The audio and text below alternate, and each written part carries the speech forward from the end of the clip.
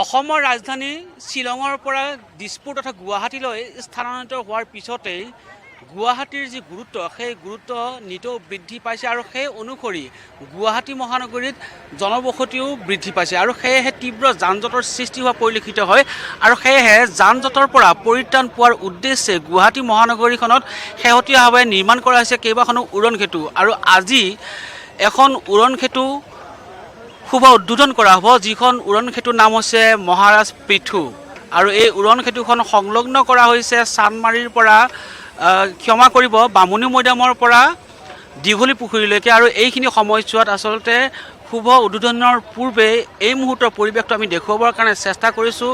আজি সন্ধিয়া 5 বজাত শুভ উদ্বোধন কৰা হ'ব এই মহাৰাজ পৃথু উৰণ সেতুখন মুখ্যমন্ত্ৰীগৰাকীয়ে মুকলি কৰিব তথা উদ্বোধন কৰিব আৰু ইয়াৰ পূৰ্বে আচলতে এইখিনি সময়ছোৱাৰ পৰিৱেশটো আমি দেখুৱাবৰ কাৰণে চেষ্টা কৰিছোঁ। একেবাৰে শেষ পৰশ দিয়াত ব্যস্ত হৈ পৰা পৰিলক্ষিত হৈছে উৰণ সেতুখন নিৰ্মাণৰত শ্ৰমিকসকলে। এয়া আমি এই মুহূৰ্তৰ পৰিৱেশটো পোনপটীয়াকৈ দেখুৱাবৰ কাৰণে চেষ্টা কৰিছোঁ। সহযোগী ঋতু শইকীয়াই দেখুৱাই আছে। এক প্ৰকাৰ কৌতূহলৰ সৃষ্টি হৈছে। বহু লোকে আচলতে মুকলিৰ পূৰ্বেই এই উৰণ সেতুখন প্ৰত্যক্ষ কৰিবলৈ অহা দেখা পোৱা গৈছে।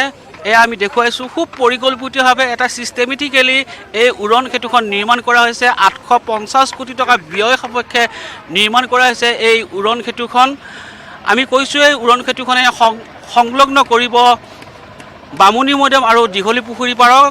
তেনে ক্ষেত্ৰত আচলতে 18 মাহৰ সময়ছোৱাত এই উৰণ সেতুখন নিৰ্মাণ কৰা হ'ল যদিও ইয়াৰ নিৰ্মাণ কাৰ্যৰ কাৰণে 3 বছৰ ধাৰ্য কৰা হৈছিল। আচলতে 3 বছৰৰ পূৰ্বে 18 মাহতেই এই উৰণ সেতুখন নিৰ্মাণ কাৰ্য সম্পূৰ্ণ হ'ল আৰু তেনে ক্ষেত্ৰত আজি সন্ধিয়া 5 বজাত মুকলি কৰা হ'ব আৰু আমি এই মুহূৰ্তত যিটো ৰটাৰী চানমাৰীৰ পূৰ্বৰ যি উৰণ সেতুখন আছিল সেই উৰণ সেতুখনৰ যি মাজভাগ আচলতে মাজভাগৰ যিটো ৰটাৰী সেই ৰটাৰীৰ দৃশ্যপটটো আমি দেখুৱাবৰ কাৰণে চেষ্টা কৰিছোঁ। এক প্ৰকাৰ খুব সুন্দৰ এটা পৰিৱেশৰ সৃষ্টি কৰা পৰিলক্ষিত হৈছে। এই ৰটাৰীটোত ইয়াতে পৰিস্ফুট হ'ব এটা ঘূৰণীয়া বৃত্ত আকাৰৰ। তাৰ সমান্তৰালভাৱে ইয়াতে দেখিবলৈ পাব পথচাৰীসকলে বাঁহেৰে নিৰ্মিত বিশেষ কাৰুকাৰ্য য'ত ইয়াতে স্পষ্ট ৰূপত দেখা পাবলৈ সক্ষম হ'ব অসমৰ স্বাভিমান বিহু নৃত্য, তাৰ অনুৰূপ ধৰণে শৰাই, তাৰ উপৰিও গড়ৰ সমান্তৰালকৈ আন আনুষংগিক বাঁহেৰে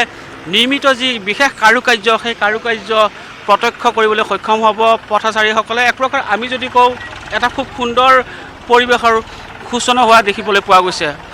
আমি অলপ কথা পাতিব বিচাৰিছোঁ, অলপমান কথা পাতোঁ। কেনেকুৱা লাগিছে বাৰু? ভালে লাগিছে। হয়, এটা দীৰ্ঘদিনীয়া অপেক্ষা নহয় জানো? হয় হয় হয়। আপোনালোক ক'ৰ পৰা আহিছে? মই মছলপুৰৰ পৰা আহিছোঁ, ইয়াতে কাম কৰোঁ ব্ৰিজৰ। আচ্ছা, ঠিক আছে, ভালে লাগিল। কওকচোন, কওক কেনেধৰণৰ পৰিকল্পনাৰে নিৰ্মাণ কৰা হ'ল যিহেতু আপোনালোকে তদাৰক কৰি আছে এই সম্পূৰ্ণ উৰণ সেতুখন আজি শেষ পৰশ আৰু? মই সিমান ভালদৰে নাজানো, গাড়ী চলাওঁ। আচ্ছা, মানে যিহেতু আপুনি ক'লে গাড়ী চলায়, ইয়াতে যিটো ট্ৰেফিক জাম হয় আচলতে গুৱাহাটী মহানগৰীখনৰ এই বৃহত্তৰ চানমাৰী অঞ্চলটোত বা শিলপুখুৰীত বা নুনমাটিৰ, তেনে ক্ষেত্ৰত এই যিটো ট্ৰেফিক জাম সেইটো নাইকিয়া হ'ব বুলি ধাৰণা কৰা হৈছেনে? হয়, হ'ব, বহুতখিনি হেৰি হ'ব। নিশ্চয় কিছু সংখ্যক প্ৰত্যক্ষদৰ্শী আছে, আমি কথা পাতিবৰ কাৰণে চেষ্টা কৰিম। দাদা, ক'ৰ পৰা আহিছে আপুনি? মই যোৰহাটৰ পৰা। যোৰহাটৰ পৰা। কি ক'ব, এখন নতুন উৰণ সেতু আজি নিৰ্মাণ মুকলি কৰা হ'ব। বহুদিন নিৰ্মাণ কৰিলে, 18 মাহৰ অন্তত নিৰ্মাণ কাৰ্য সম্পূৰ্ণ হ'ল। আজি মুখ্যমন্ত্ৰীগৰাকীয়ে ৰাইজৰ উদ্দেশ্যে অৰ্পণ কৰিব। কেনেকুৱা লাগিছে? ভাল লাগিছে, বহুত ভাল লাগিছে। আৰু মই কাণত কম শুনা পাওঁ। নিশ্চয় এয়া আমি চেষ্টা কৰিছোঁ দেখুৱাবৰ কাৰণে আৰু এইখিনি সময়ছোৱাত এগৰাকী বিশেষজ্ঞ আছে, আমি তেখেতৰ সৈতে কথা পাতিবৰ কাৰণে চেষ্টা কৰিম। নুনমাটিৰ পৰা আপোনাৰ দীঘলী পুখুৰী পাৰলৈ মই ভাবোঁ ইয়াতে 7 মিনিট বা 8 মিনিটৰ ভিতৰত এখন গাড়ীৰে পাৰ হৈ যাব, য'ত আগত নেকি ঘণ্টা সেইটো ৰখিব লগা হৈছিল। আৰু কৃত্ৰিম বানপানী যিটো চানমাৰী অঞ্চলত হয়, সেই কৃত্ৰিম বানপানীটোৰ কাৰণে আমি যি ধৰণে 3-4 ঘণ্টা পৰ্যন্ত ফচিব লগা হৈছিল, হয়তো সেইটো আজি 7-8 মিনিটতে হৈ যাব। গতিকে চৰকাৰখনে যি ধৰণে ডেভেলপমেণ্ট কৰি আছে, আমি সঁচাকৈ বৰ্তমান চৰকাৰখনক ধন্যবাদ দিব লাগিব। কাৰণ আমাৰ অসমৰ প্ৰিয় মুখ্যমন্ত্ৰী সকলোৰে মামা, গতিকে তেখেতে যি ধৰণে কষ্ট কৰি আমাৰ ৰাজ্যখনক এখন শ্ৰেষ্ঠ ৰাজ্য হিচাপে চেষ্টা কৰিছে, তাৰ লগত আমি সকলোৱে সহযোগ কৰিব লাগিব। ইয়াত বিভিন্ন বিতৰ্ক থাকিব, সেইটো কথা নাই, কিন্তু আমাক ডেভেলপমেণ্টৰ লাগে। কাৰণ আমাৰ ল'ৰা ছোৱালী সময়মতে স্কুল কলেজ পাব লাগে, আমাৰ ডক্টৰে সময়মতে হস্পিটাল পাব লাগে, বা প্ৰত্যেকজন মানুহে সময়মতে অফিচ পাব লাগে। গতিকে এই ব্ৰিজখন, আৰু মই এইটো কথা ক'ম যে এই ব্ৰিজখন যে আজি কম সময়ৰ ভিতৰত কৰিলে, কিয় কৰিলে?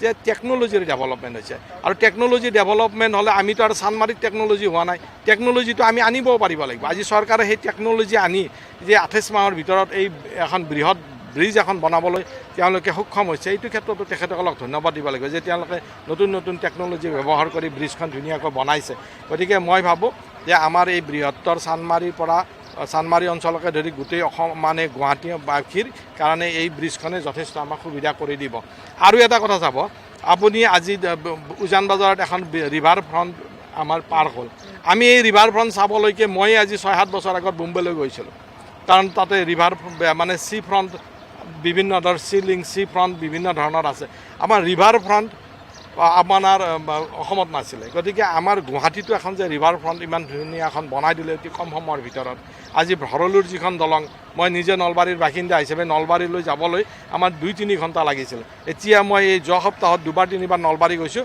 অনলি 45 মিনিটছত মই দাদা মুঠতে এটা আধুনিক এখন গুৱাহাটী দেখিব আৰু আধুনিক গুৱাহাটী দেখিব আৰু আমাৰ অসমৰ মুখ্যমন্ত্ৰীকে ধৰি অসমৰ মানুহৰ যিটো সপোন যে অসমখন ভাৰতৰ ভিতৰত শ্ৰেষ্ঠ ৰাজ্য হওক আমাৰ ভাৰতবৰ্ষখন বিশ্বৰ ভিতৰত শ্ৰেষ্ঠ দেশ হওক সেই যিটো সপোন সেইটো আগবাঢ়ি যোৱাৰ দিশত আগবাঢ়ি গৈ আছে আৰু আমি সকলোৱে এটা কথা এটা সুধিছোঁ ইয়াতে টেকন'লজি কি ব্যৱহাৰ কৰা হৈছে বুলি মই বিশেষকৈ গোটেই টেকন'লজি যিহেতু মই এইটো লওঁ এতিয়া মই যিখিনি আপাতৰ দৃষ্টিত দেখিছোঁ সুন্দৰভাৱে লাইট কৰিছে আৰু বনোৱাৰ ক্ষেত্ৰত তেওঁলোকে টেকন'লজিটোৰ বাৰু বিশেষ মোৰ জ্ঞান নাই তেওঁলোকে বনাইছে টেকন'লজিটো আমি দেখি আছোঁ কিন্তু আৰু ইয়াত আৰু এটা কথা তেওঁলোকে ৰিফ্লেক্ট কৰিছে এই যে আমাৰ তলৰ পিলাৰবিলাকত বিভিন্ন ধৰণৰ অংকন ছবি আঁকিছে এই ছবিখিনি আমাৰ কৃষ্টি সংস্কৃতি অসমীয়া গোটেইখিনি ৰিফ্লেক্ট কৰিছে আৰু আমাৰ নতুন প্ৰজন্মই আমাৰ সৰু সৰু ল'ৰা ছোৱালীবিলাকে এইবিলাক দেখি হয়তো আমাৰ কৃষ্টি সংস্কৃতিৰ প্ৰতি আকৰ্ষিত হ'ব সেইটো এটা আমি এজন ব্যক্তিৰ সৈতে কথা পাতিলোঁ আৰু তেখেতে নিজৰ কথাখিনি কোৱা পৰিলক্ষিত হৈছে এজন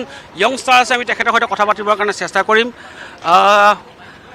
দেখিছোঁ এটা খুব সুন্দৰ পৰিৱেশৰ সৃষ্টি হৈছে এনেধৰণৰ যি বাতাবৰণ এই বাতাবৰণে এটা নতুন গতি দিব বুলি ভাবেনে কাৰণ উৰণ সেতুসমূহ নিৰ্মাণেই এখন সমাজ বা গুৱাহাটী মহানগৰীখনৰ কিন্তু সৰ্বাংগীন উন্নয়ন নহয় সেইটো হয় কিন্তু উন্নয়নৰ ক্ষেত্ৰত বহুত দিশ থাকে তো এইটো এটা পাৰ্ট অফ দিছ কিন্তু কথা হৈছে কি স্বস্তি ইমান দিন ধূলি মাকতি যান জঁট আপোনাৰ এইফালে আহিবলৈ ভয় লাগে কিন্তু আজি স্বস্তিৰ নিশ্বাস এৰিছোঁ সম্ভৱতঃ মাস্কখন খুলিব পাৰিম চাগে তো সি যি নহওক এখন ডাঙৰ উৰণ সেতু হৈছে আৰু যান জঁটৰ সমস্যা কিছু লাঘৱ হ'ব বিশেষকৈ বাৰিষা দিন আহিছে আৰু চানমাৰী এই অঞ্চলত বিৰাট বানপানী হয় বহুত বানপানী হয় আৰু যাবলৈ মানে পথ বন্ধ হৈ যায় এতিয়া কমচে কম অলপ সকাহ হ'ব ওপৰেদি যাব মানুহখিনি শাস্তিটো কমিব সুচল হ'ব পথ কিন্তু এইখিনিতে এটা কথা ঠিক যে তেওঁলোকে প্ৰভিজন ৰাখিছে এইখিনি চানমাৰী যিটো ৰেলৱে ক্ৰচিং হয় এই ৰেলৱে ক্ৰচিং ৰাজগড় ৰোড সেইটো লিংক আপ মেবি হ'ব লাগে